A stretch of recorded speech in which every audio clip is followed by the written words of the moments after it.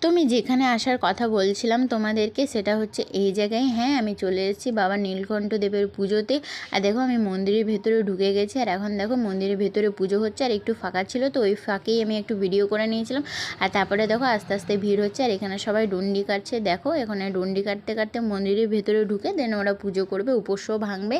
তারপরে দেখো কত ভিড় ভেতরে, এত গরমও সবাই কিভাবে কষ্ট করে পুজো দিচ্ছে দেখো।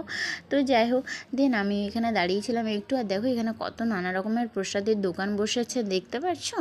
তারপরে আমি চলে গেছিলাম একটু ভেতর দিকে কেনাকাটা করার জন্য। তো আমি তেমন কিছু নিইনি, এই টুকিটাক কিছু একটা নিয়েছি যেগুলো আমি তোমাদেরকে দেখাবো, পরে শেয়ার করব।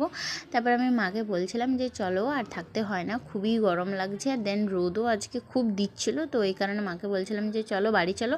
আর বাড়ি আসার সময় না আমি না চুলটা একদম খোপা করে নিয়েছিলাম, কারণ খুব গরম পড়ে গেছে। আর দেখো এই গরমে আমার মুখে ঠিক এই জায়গাটাতেই পিম্পলস বেরিয়ে গেছে, মানে এরা আমার পেছু ছাড়বে না।